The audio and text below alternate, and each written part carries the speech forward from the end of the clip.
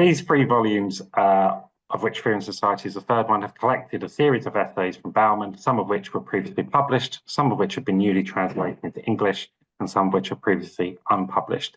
And they have been edited by 4 scholars who will be joining us today.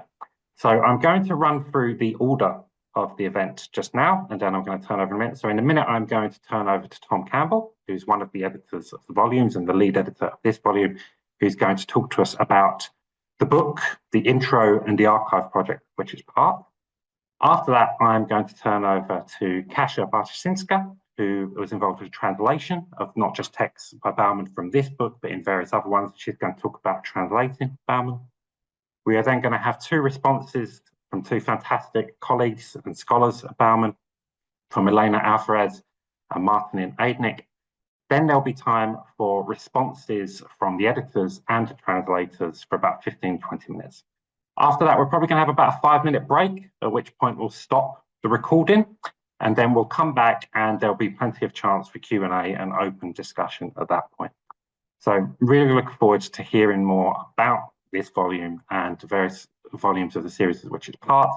And on that note, I'm going to pass over to our first speaker today, and I'm going to introduce each speaker as we go, rather than give you long introductions now.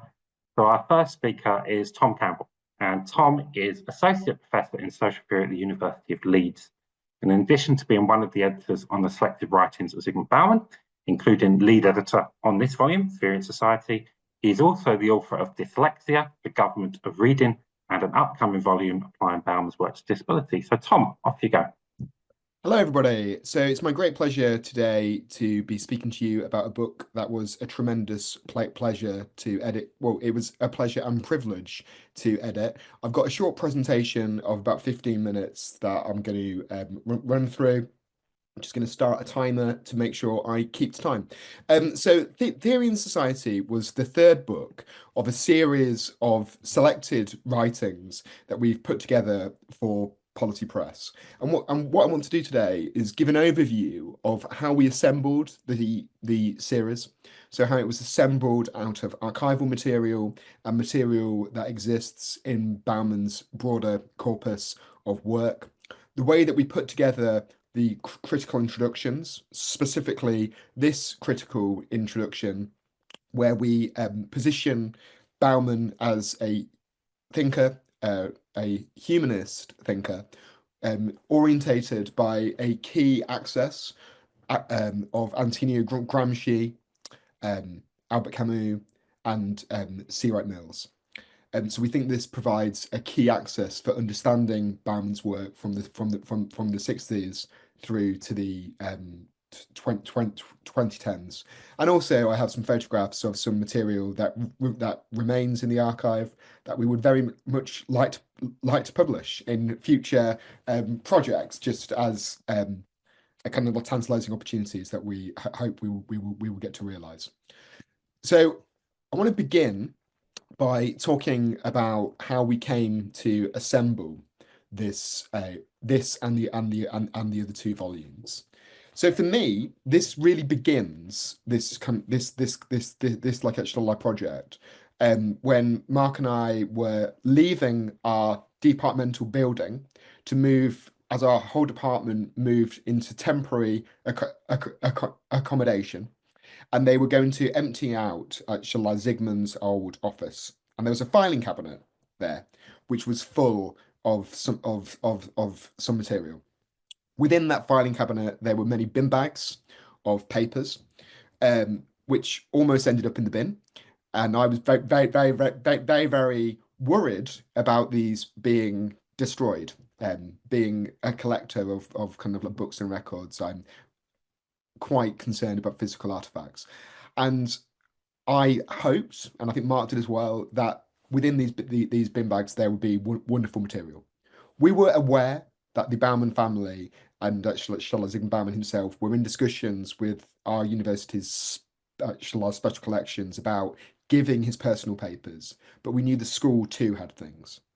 Anyway, we opened these bin bags, and in there we found a variety of incredible correspondence. But there is an essay that we've now published in the 1st volume at Culture and Art, which was on kind of Georges Louis Borges, which would have been destroyed. So at that point, it became clear to us that Bauman's oeuvre was much more vast than even we had actually realized. And we met Darius and began to compile the what we've called the kind of the living living actual bibliography of Zygmunt Bauman, because we wish to add to it as we discover more material, as we add more languages. But at the moment, this contains everything that we're aware of in English and Polish up until 2020. We need to update it. And this really illustrated to us that there were these large thematic areas where Bauman was not necessarily known as a shall I specialist. You know, a huge emphasis on kind of the Jewish studies, on bureaucracy, on the history of like actual social theory. And we published this in both Thesis 11 and the Bauman Institute and the Bauman Institute website, and we wrote about this in an article in like actual Thesis 11. We then collaborated with the University of Leeds Special Collections on assembling and sorting the material that the Bauman family had so generously donated to like actual at Leeds. So there's many hundreds of boxes of material. On the slides there, you can see a kind of a typical box which will be full of kind of notebooks, newspaper clippings, and sometimes manuscripts. So we went through these boxes, helping the kind of like professional archivists actually like compile and archive this and kind of like describe them. And we found a number of like manuscripts that we believed were unpublished. And this really gave us the impetus that this project would work, that there was enough unpublished material to be able to do a series of volumes that would add to our understanding of Bauman's thought. At this point, we were very aware that critical scholarship of Bauman tends, in our view, to be written from the period where he becomes most famous, so after modernity and the Holocaust, and then again after liquid modernity. But we felt that there was a much broader project running from the kind of like 1950s until now that really needed to be captured. We were also aware that as Bauman scholars who are English without advanced Polish expertise, that there was a huge amount of Polish writing that was inaccessible to us. Over 15 books and scores of articles. And we wanted to, and we worked with Darius to identify articles which we really felt would add to people's picture of Zygmunt Bauman. So we decided that the best way to organize these volumes was actually thematic. This decision was somewhat inspired by the Penguin volumes about Michel Foucault, which are entitled "Power, Epistemology, and Aesthetics." We felt that producing a volume on a theme was of more interest to a general reader in social theory than just presenting writings, let's say 53 to kind of like 6 to like 60, or kind of like 72 to 80. And we felt that this also offered us the opportunity to present new thematic pictures of Bauman that contributed to Bauman scholarship, and that the understanding of Bauman that we could present to readers would therefore be one that was new and original and hopefully interesting for the scholarly community. So in writing these critical introductions, we were very much influenced by the archival material itself again. So you can see here examples correspondence that Zygmunt Bauman was engaged with. And this correspondence and the broader biographical turn in Bauman helped us resituate these essays within the history of social thought and the practice of letter writing that Zygmunt Bauman was intimately engaged in for his entire life. In fact, I would argue that his letter writing is a precursor to those conversation books that came in the kind of later period of his life that we know from the archive often grew out of email correspondence with these important figures. So just to give you an example of one of the themes of the introduction is this actual theme of humanism as a key orientation in Bauman's sociology and social theory. And this came actually from an essay which we hadn't found when we put together the living bibliography, and that Darius actually discovered and then brought to us on one of his wonderful trips to Leeds, which is an essay from 2006, How to Be a Sociologist and a Humanist. Sociology as vocation in liquid modern times. And this, for me, was absolutely astonishing as a piece. And it allowed us to weave the whole volume together. As what Bauman is looking at in this piece is really the heritage of Polish sociology that has continued to influence him, but also people like Lewis Kusser and C. Wright Mills in developing this humanism, which we think is characteristic of his thought throughout. So this essay allowed us to go back to these earlier pieces, which we present in the volume on Antonio Gramsci and C. Wright Mills, and read them anew. And as we were putting together the introduction, we were reminded of these important quotes about Gramsci, which I think illustrate how this theoretical axis has been ever present in Bauman's work. So in an interview with Keith Tester, Bauman identified the role that Gramsci had played in his thought, and he says, in a paradoxical way, Gramsci saved me from turning into an anti-Marxist, as so many other disenchanted thinkers did, throwing out on their way everything that was, and remained precious and topical in Marx's legacy. I read Good Tidings in Gramsci's prison notebook. There was a way of saving the ethical core, and the analytical pretension I saw no reason to discard from the stiff caprice in which it had been enclosed and stifled. So I think this is really, really fascinating that Bauman is saying that from Gramsci he draws this ethical core of actual Marxism, which I think is this humanism that Bauman arrives at through his particular version of kind of like Marxist actual revisionism in the 60s, and remains the way in which his social theory is orientated in those like liquid modern times.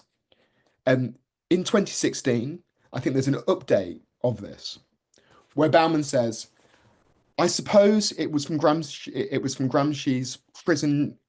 It was from Gramsci's prison notebook, which I read a year or two after absorbing Camus' Cogito. I rebel, therefore I am. That I learned how to rebel armed with sociological tools, and how to make sociological vocation into a life of rebellion. Gramsci translated, for me, Camus' philosophy of human condition into a philosophy of human practice.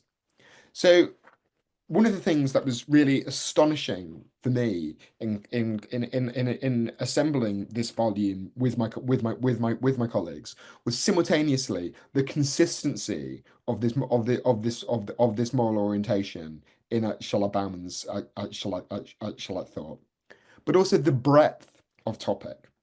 So one of the things that is slightly sad about this volume is I would like it to kind of like probably be 800 pages long and include all of the essays that he wrote in the kind of like Times Literary Supplement on which were reviewing the contemporary shall I social theory, shall I books of the day, and books on the history of social theory. And I feel that we can begin to see that that in this volume, Bauman was engaged in two additional things, which is commenting on the history of social theory throughout his career. There is an essay famous amongst Bauman scholars, obscure amongst everyone else, the kind of phenomenon of like Norbert Elias, which I think is a perfect example of this of this actual commentary. But we now, through translation, also have pieces on Antonio Gramsci and Mills, as well as pieces in English on his Polish teachers, which are extraordinary. On the kind of legacy of kind of like cultural studies at Birmingham, which is an absolutely fascinating intervention on Stuart Hall, Hogarth, and their project more generally, on Gillian Rose, and on Hannah Arendt. So I think it's really, really fascinating to see Bauman engage in this, but also engage in important debates in social theory on topics like the actual our future in Is the Science of the Possible Possible, on Athens and Jerusalem, on the problem of the kind of theory of change, on bureaucracy. So this volume for me was a wonderful way to show Bauman's engagement with both the enduring debates of social theory and also its history.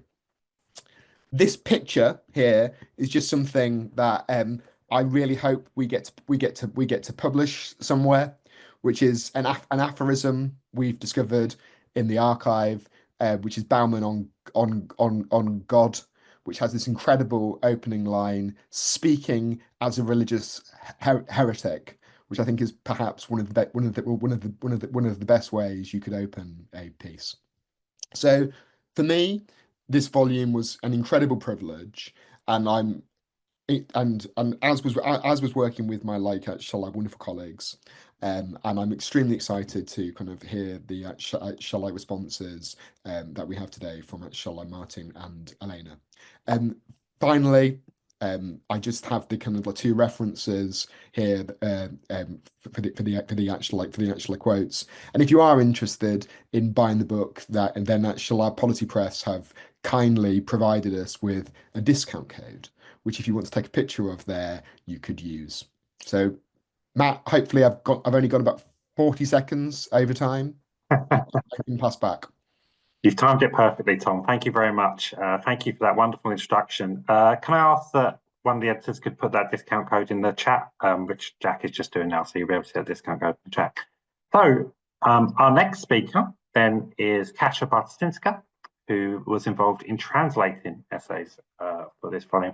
And Kasia translated numerous works by Bauman, and she is Associate Professor at the Department of Literature in English and the Program of Women's, Gender and Sexuality Studies at Ithaca College in New York State.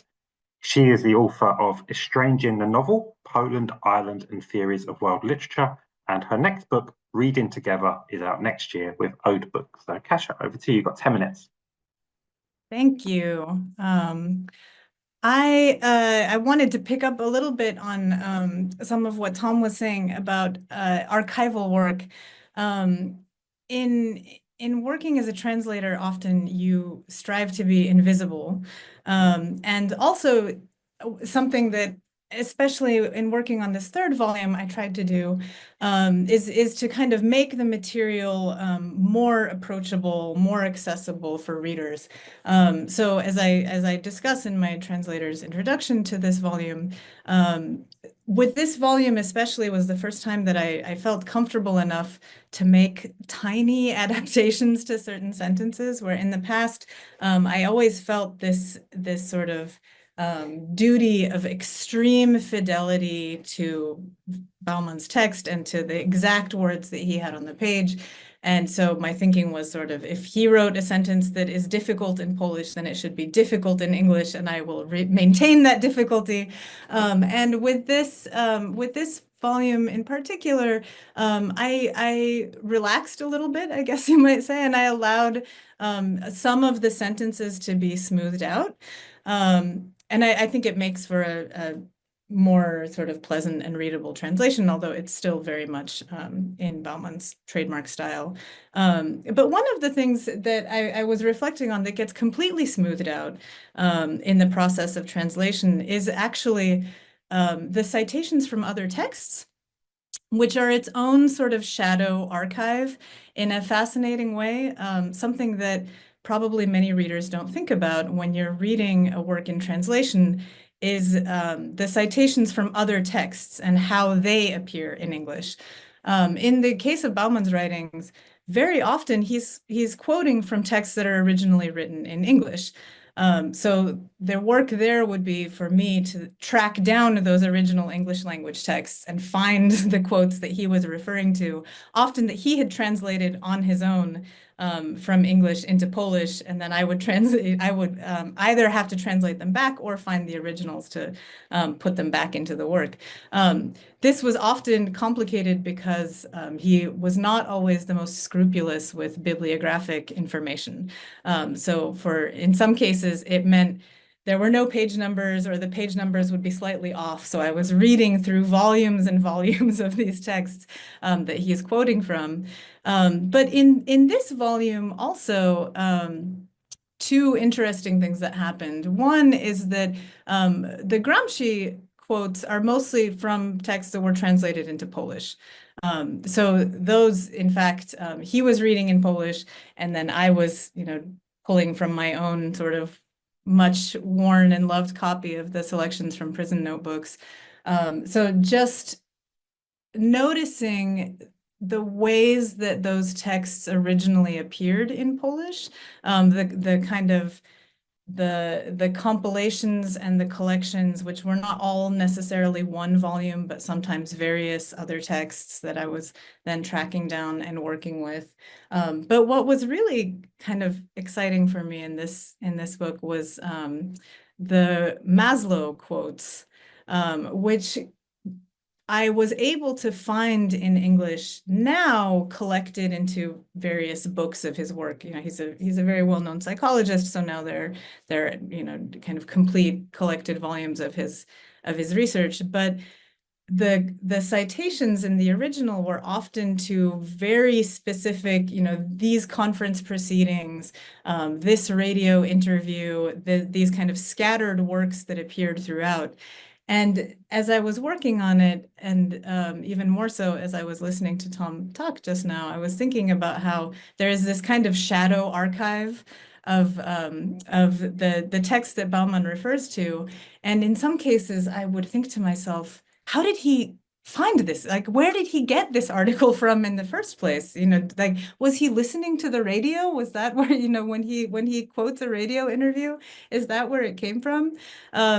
And so this is something that, for better or for worse, disappears in many ways in the newly finished translation, which is this kind of fascinating cobbled together archive, what I might think of as rebuilding Bauman's library, especially for anyone who ever visited Bauman's home. That there were piles of books everywhere, overflowing bookshelves.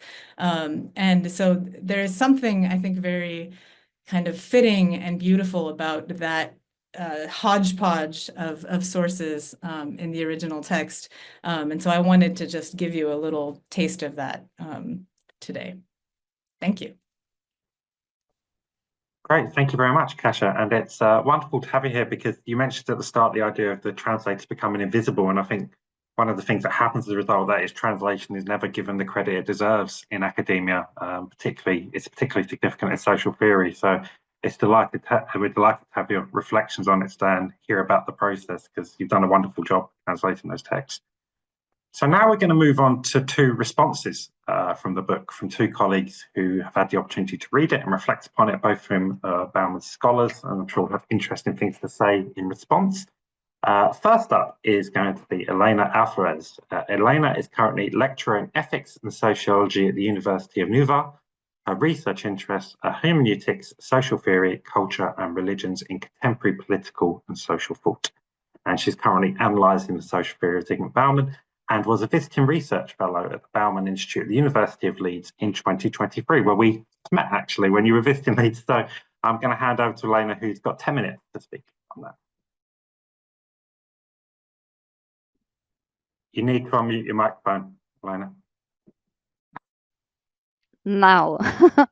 So thank you so much. I was saying to all of you, first of all, to the organizers of this event for sending, first of all, for sending me the book. Second, for taking on account my research, and for inviting me to this session, because Leeds for me has been a wonderful research experience, my stage there, and of course meeting many of you and so on. So to start with, because time is short, in this third book, and I have to say, as in the other books of the series, I feel that the selection of papers is really accurate.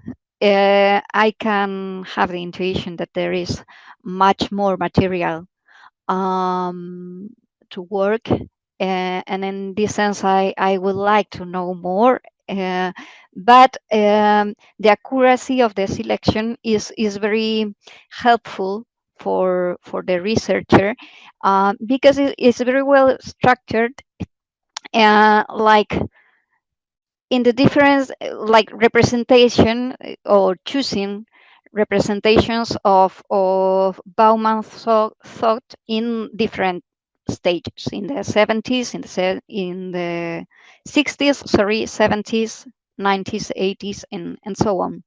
So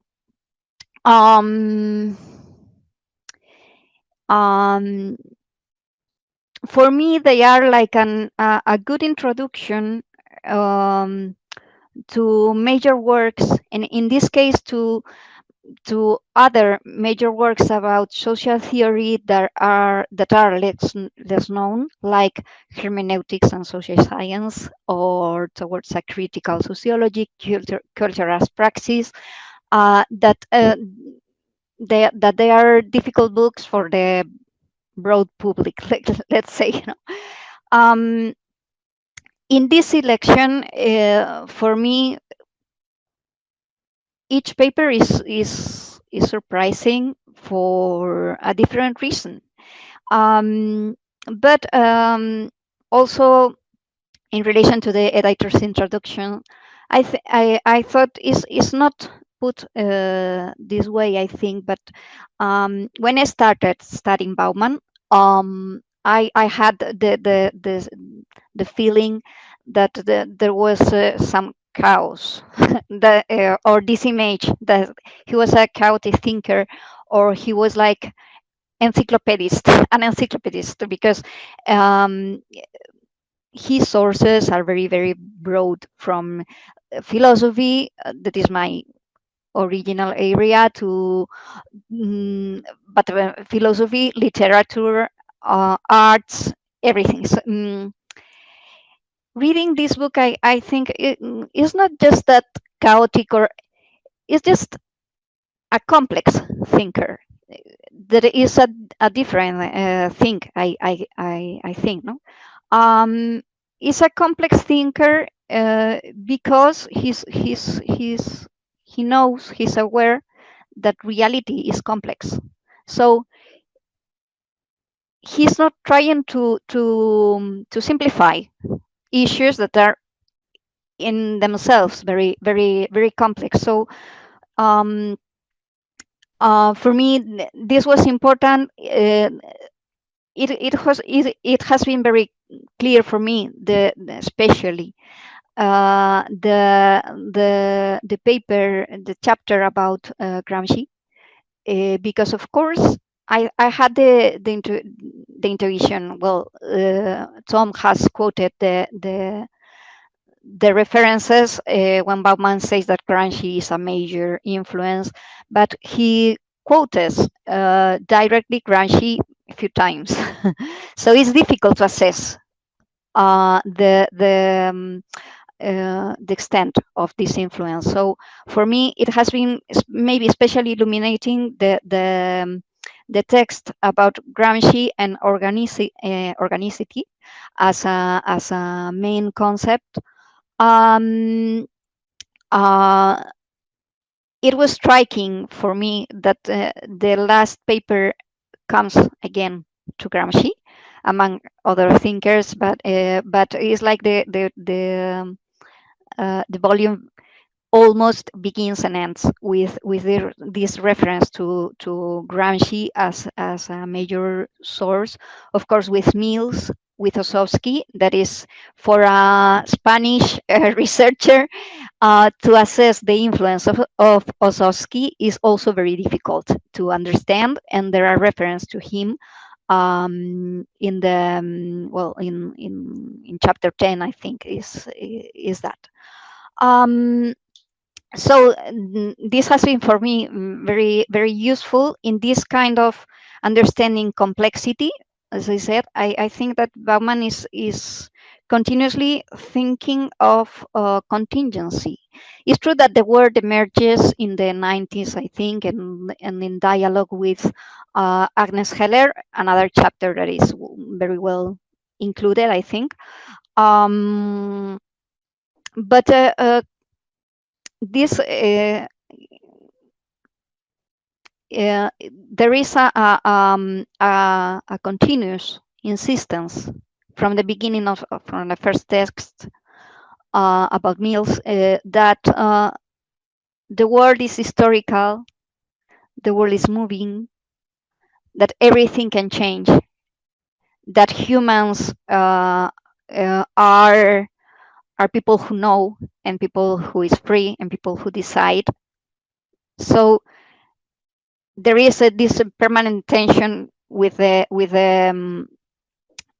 orthodox, I would say, or scientific approach to sociology, but because there is an underlying, I would say, conscience of the contingency of everything, even of modernity itself, as Bauman states more or less in the chapter about Heller. No? So I think that thinking about complexity, about contingency, is also thinking continuously or trying to answer. I've seen the text like different answers to the question, but if we are trying to make a humanist theory of society, what does it mean to be human? So I think Bauman is trying to understand sociological theory from the point of, but what does it mean to be human? And is this, of course, this contingency? It is also, I think, an intellectual stance, very permanent, very, very consistent. I would say in all the book, and throughout Bauman's career, I would say, like, it's a position of humility, of openness to other visions, to other sources. That's the reason for the eclecticism in Bauman's sources. Is like openness also to being found wrong, and to accept that new interpretations are required is a hermeneutical stance in this sense. Is always inconclusive understanding. Is not building the perfect society, but understanding society as it is to improve it. That is also a different thing. It was quite striking for me in the Athens and Jerusalem texts, like Bauman saying, "Well, we are not God. Maybe the perfect state of things, if God exists, is for God, but we don't know. We don't know." So it was striking, because I think this stance of humility, openness, dialogue, hermeneutics comes more or less from there. So I'm not sure if I'm going okay with time, but 2 minutes, Elena. Couple of minutes. Okay, so so it's a very good book. I've learned a lot to sum up. It confirms many intuitions I've had from my readings of Bauman's major texts. And it opens maybe some ideas from which I would like to continue my research. For example, the relationship between Bauman's and maybe the Heideggerian, the Husserlian sources, because it comes sometimes the expression and what does it mean being in the world. So the suggestion in the writer's introduction to that there is a parallelism, for example, with Derrida, in the sense of overcoming structuralism and trying to understand society, culture as narratives. So I think this is very suggestive, at least to my mind. No?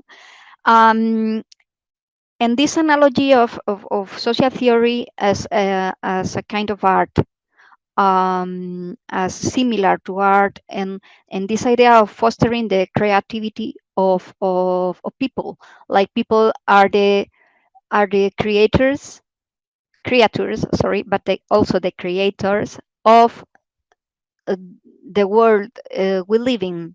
So what does it mean, this creativity? I'm aware is critical thinking. The paragraphs about friendship are very they struck me very quite much. But how can we enact, or how can we promote this creativity, in fact, in our day-to-day? I mean in our societies. And I leave the word. Thank you very much. Very much, Elena. Fascinating reflections on a book that has a lot there, and I would like to have questions like, what does it mean to be human, and things like that, which I think is a really fundamental question that runs through a lot of the essays in this text. We can turn to our second responder now before the editors have a chance to respond. So our second responder is Martin Aidnik. Martin is an Estonian sociologist. He is currently affiliated with Kaunas University of Technology in Lithuania, and his first book, entitled The Public University as a Rural Utopia, has recently been published by Palgrave Macmillan. So Martin, over to you. Hello, thank you for the opportunity to be part of this event. And I think, yeah, this new book is definitely a very worthy continuation of Bauman scholarship. And I would like to use this brief presentation to share some thoughts on a couple of the articles which interested me the most. And so the first of these would be the article on mills, the issue of sociological imagination from 1961, like the earliest article as well in this book. And then the second article would be how to be a sociologist and a humanist from the late years, from 2006. And that was also the article that was already mentioned before. But yeah, like I would say that for me, definitely this issue of humanism is interesting in this book. And it's something that I've touched upon before in my work some years ago. And yeah, definitely, I would say that humanism in this day and age of virulent and practical anti-humanism is once again very relevant. But looking at this early article on Mills from 1961, so this is Bauman in Poland, yeah, writing in Poland. This is one of the articles from the 1960s in this book, one of the translated articles. And when I was reading Bauman and writing about him, then these sources were not available. Yeah, they were not translated. And then at that time, I guess most of the people who were reading Bauman, they started with Culture as Praxis, which is from 1973. One of his first English-speaking, one of the first publications in English. Not the first, I guess the first one would be Between Class and Elite, if I'm correct, a book which I have not come across. So Culture as Praxis, I think, was for many people the first book by Bauman. But nowadays we have his writings from Poland when he was quite young, more or less my age. So I guess that's encouraging for me that his first article in this volume is roughly from when he was the same age as I am nowadays.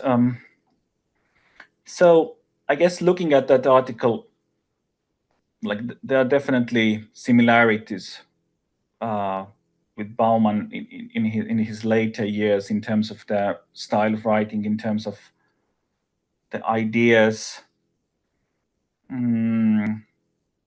And I would also say that when he's writing about Mills, like he's saying some of the things which can also be said about him, or at least some of the things which he's writing about Mills are definitely things which are sympathetic to himself. For example, the social mission of sociology, and sociology having social goals.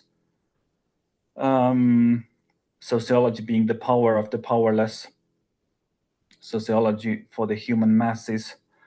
I think like these are ideas which also apply for Bauman himself. And yeah, I think these are the ideas which he took up from Mills. But then there's also an interesting claim about Mills in this article, where he says that Mills is not a Marxist but owes ideas to Marx. And I would also say that like this is also something that we can say about Bauman himself, that Bauman was not a Marxist but owes ideas to Marx. I think he's not even a humanistic Marxist.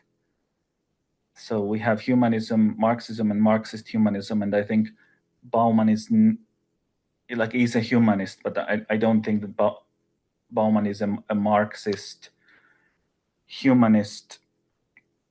And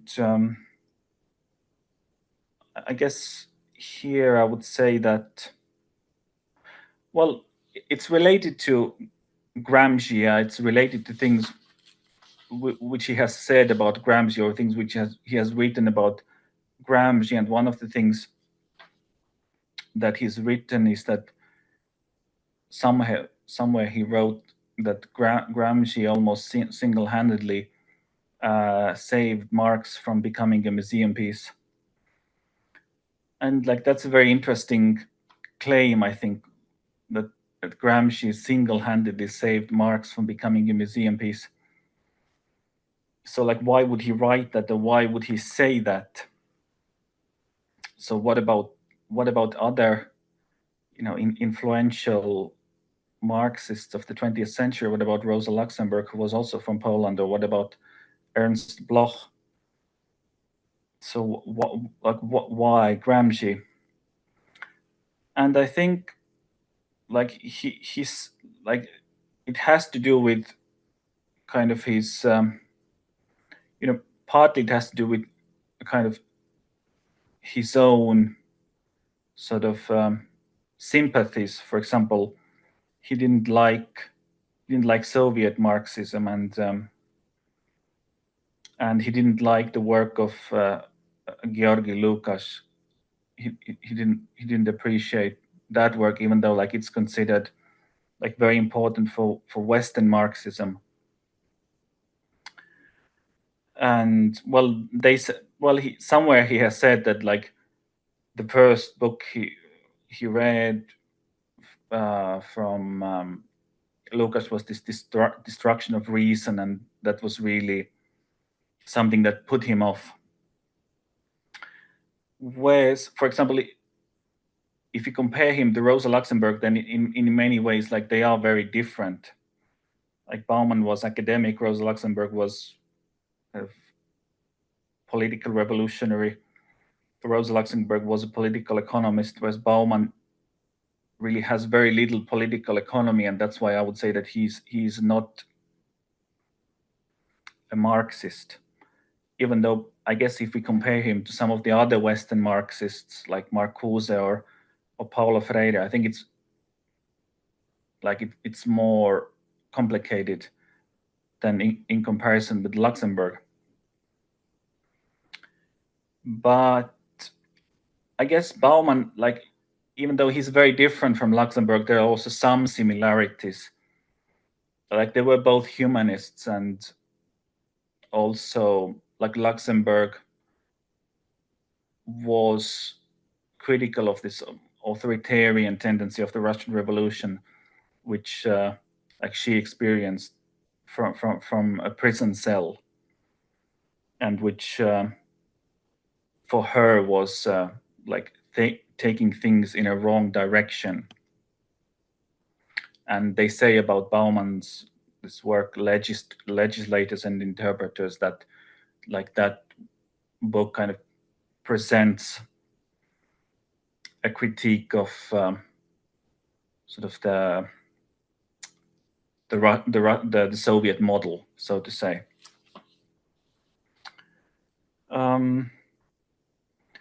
So yeah, I think like that's one of the issues that came to my mind reading this work, Bauman and Marxism. It has been written that Bauman emerged in British sociology as a humanistic Marxist in the 1970s. I think Richard Kilminster has written that, and so I think that's sort of, it's up for debate whether he was that or whether he wasn't. He was certainly a humanist, but I would say that he was I would say exclusively a humanist and not a Marxist humanist. So the second article, that caught my attention is this: How to be a sociologist and a humanist, sociology as a vocation in liquid modern times. So this is Bauman writing in 2000s, and like that's a period in his output with which we are more familiar, this late period in his writings. And I would say that there are some similarities with this early article on Mills. So this time he's speaking about Ossowski, Stanislav Ossowski, who was one of his teachers in Poland, and he's saying that like Ossowski has an alternative way of doing sociology. So in that sense, like he's similar to Mills, yeah? And he's saying that, so the way Ossowski, basically he's saying that Ossowski, like in a nutshell, he's saying that Ossowski rejected quantitative methods. Like that's what he's saying. And he's saying that like Ossowski kind of recommended him to reject quantitative methods as well. And so he rejected quantitative methods. Like that's what he's saying, like in a nutshell. Let's say 1 minute, Martin. Just 1 minute. Okay. Yeah. I mean, time is flying by. So I think that Bauman, with like there is a link between humanism and utopia in Bauman, and like that link is also characteristic of Thomas More, sort of this old utopian or classic utopian tradition. The link between humanism and utopia, and I think this is a link which we get with Bauman as well. And I think like this is an important link in our time. And then like for Bauman, like his catchword in his late writings was this Tina, there is no alternative, right? This is what he was polemicizing against much of the time. Whereas like nowadays we are in an era where there are alternatives, only that there are worse alternatives. Like Bauman was writing in this era of extreme centrism, whereas like now that era is behind us, we are in an era where there are actually alternatives, but there are worse alternatives than even that extreme centrism, which rejected alternatives. And I would say that we are in an era where this link between humanism and utopia has become unfashionable in theoretical circles. We have post-humanist utopias, we have technological utopias, but I think this link between humanism and utopia is still, it's worth taking seriously, you know, in our very troubled and in our very violent world. And I think like this volume can make us think again about humanism and say a certain way of imagining social change. Great, thank you very much, Martin. So another fascinating response there, particularly themes of humanism coming through again there, but also we've got questions of utopianism and so on coming up. So what I'm going to do now is invite the editors, and Kasia as translator, if she wants to as well, to come back and respond to these comments, anything they think interesting from them. I'm just going to briefly introduce you the rest of the editors. So you've already heard from Tom Campbell. The other three editors are in alphabetical order. Dariusz Brzezinski. Dariusz is Associate Professor in the Department of Theoretical Sociology at the Institute of Philosophy and Sociology at the Polish Academy of Science. There's Mark Davis. Mark is Professor of Economic Sociology at University of Leeds and is Founding Director of the Bauman Institute. And then there's Jack Palmer, and Jack is Lecturer in Sociology at University of Leeds and is the current Director of the Bauman Institute. So would any of you like to start by responding to the various things you've heard, or any reflections you have on what people have said about the volume? I can say things, but if my other editors want to go first. Well, why don't you start, Tom, and then other people could come in. Okay, so I'm going to try to respond to Martin and Elena to get together. I'm tempted to respond kind of like Kasia with an intense discussion of kind of like reference finding and the trauma of this, and how unimaginable it must have been before the internet as well. Like, so. Beginning with Martin, but also responding to Elena, I think this question of whether Bauman is a Marxist is something I want to come at via the period of the late 1960s and actually early 70s in the history of like actual social thought. So in the introduction, we and this is where I'm going to go further than the introduction. So this may not be something that my other editors agree with. But I was certainly interested in trying to situate Bauman's thought in the context of the global 68. So I feel that in the context of French thought, May 68 is, you know, really prominent.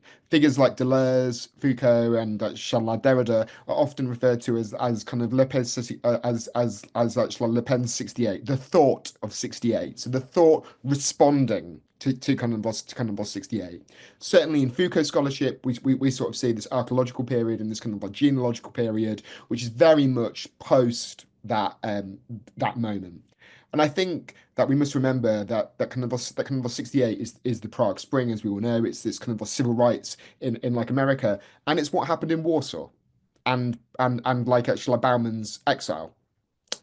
And we know from Keith from kind of like Keith Tester and kind of like Peter Bellhartz and Shalad Darius's amazing discovery of kind of sketches in the theory of culture that Bauman had a structuralist period, a period where he is in kind of 68, in kind of 67, deeply embedded and entangled with the thought of like Levi Strauss.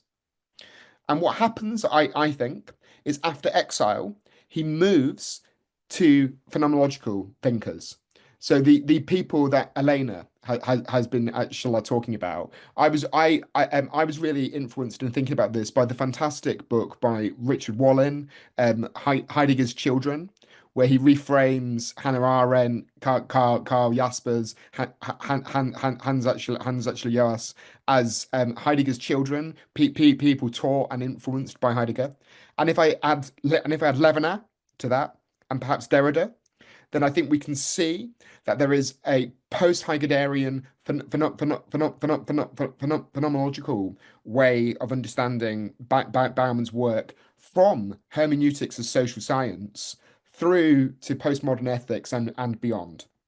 Now, for me, Martin, that is a contemporaneous move to the rediscovery of phenomenology in France and the rediscovery of phenomenology in the context of 68.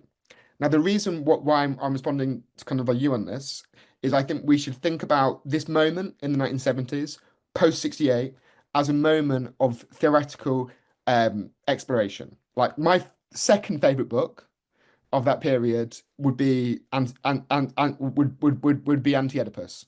You know, actually, like Deleuze and Guattari claim this is a Marxist book. There is no political economy. It's a libidinal actual like economy, right? This is about desire and like actual like flows. So I would make the ultra speculative argument. I think that Bauman's Marxism, you know, it's not the same as Deleuze as Deleuze and Guattari, but it's experimental in its project. And its experimentation emphasizes the morality of Marxism, which over the political economy, or over like actual politics. And I read finally the conclusion to the kind of like Gramsci piece to emphasize this. Above all, the reader will find in Gramsci a vision of the human world that is the most optimistic of those currently advanced, saturated with faith in the creative potential of the human, and constructed with the singular aim that those creative forces be developed and stirred to action. So I think you could see Bauman trying to save a moral core from Marxism, which I think is trying to save it from the sort of bureaucratic Marxism that he experienced in actually Poland, an experience which I think is where his critique of modernity as gardening culture comes from.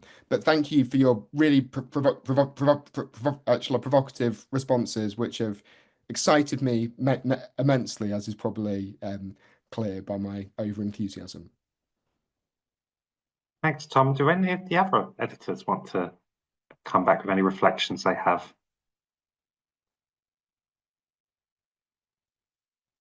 I have, so I don't know if we were going to do this in alphabetical order, Matt, but Okay. I'm happy to come in. Copy that. Apologies to my co-editors if they wanted to jump in first, but I thought I'd maybe go back to just not so much the questions that Elena posed, but just some of the words that she used, which I found really interesting. So this sort of distinction between chaos and complexity, and also the reference to Bauman's openness to other sources. And I think in sort of responding to these and thinking about these phrases, I'll touch on some of what Martin said as well. But one of these sort of challenges I think that we really had with the kind of cataloging process and pulling things out of the archive was its chaos. These things sort of arrived in boxes that were, certainly in Zygmunt Bauman's case, very unordered. And I guess we had the suitably ambivalent challenge, right, of attempting to impose some kind of order on this material in the process. And I think the work was made easier in several respects. I think when we're sort of compiling these volumes and writing introductions, I think it's not insignificant the fact that Bauman was no longer alive and was no longer writing new material, though we occasionally found things that we weren't aware of, and occasionally we still do. But also this project of ours sort of unfolded in a context of multiple biographies on Zygmunt Bauman coming out, 2 in Polish, 1 by Isabella Wagner, and also the autobiographical memoirs, which are based upon fragments from the archive as well. The Polish material was being translated. We had sort of these things that I guess were helping us to try and understand Bauman's thought as a whole. But we had some really hard choices as well. And among them, I think I really must say that, the Bauman papers are not just the papers of Zygmunt Bauman, but they're also the papers of Janina Bauman. So one of the challenges we had was how to sort of catalogue with due sensitivity to the fact that so much of their materials were very entangled with one another. They traveled together, often spoke at the same events. They used the same machines, the Amstrad machine in the late 1980s, for example, to write. But the reason I brought Janina Bauman into it, not just because her papers are collected in the collection as well, but because I also think she is a humanist influence. I think at another point where Bauman is pressed to kind of name his influences, he presents another kind of tripartite axis. Not Mills, Camus, and Gramsci, as was the case in our introduction, but it was Gramsci who told me what, Zimmel who told me how, and Janina who told me what for. So there's a sort of a humanist core in Janina's work and Janina's writing that comes into play in Bauman's work as well. In terms of openness to other sources, I kind of connect this to that question, which I'm not going to attempt to answer, I'm afraid, Elena, about what it is to be human. It's not in my kind of remit today, and I would encourage maybe the readers to. It's impossible to answer, yeah, I guess. But I think one of the kind of presences in this volume, and indeed all the volumes that we've connected, is literature. And part of Bauman's other, openness to other sources entails an openness to, I guess, non-academic, non-sociological sources, literature prime among them. I mean, we have Camus, of course, but you'll find there's an essay in this volume called The Uses of Information, which makes some really interesting allusions to Franz Kafka as a thinker of bureaucracy. But my favorite thing that appears in the whole of our collections is an essay called Is the Science of the Possible Possible? Which incidentally, Martin, is where Bauman refers to Ernst Bloch. This is in the period where he's writing about socialism as an active utopia. We dated it sort of, somewhat ambiguously to circa 1974. It's a lecture that was delivered. But there's a wonderful passage, if I can read a little bit of, from this essay about what sociologists can learn from artists and writers of fiction. I think this is a good callback to Kasia as well, who I should mention, as well as being a fantastic translator, is a scholar of literature in her own right. So I'll quote, "Students of the social should not be ashamed of the intimate affinity of their work to that of art. They should summon the courage necessary to experiment, to devise new, unheard of forms of human life, which may reveal and bring to blossom unsuspected aspects of the rich human personality. The student of the social may enhance our freedom of choice and action, transforming into the objects of our conscious activity even such elements of reality as otherwise would be seen by us as immune to our action or not presenting a realistic choice. So there are two things there. Firstly, that as a sociologist, Bauman was arguing that sociology kind of has no total claim to answer that question of what it means to be human, and no total claim to sort of explanatory and interpretive frames for understanding social life.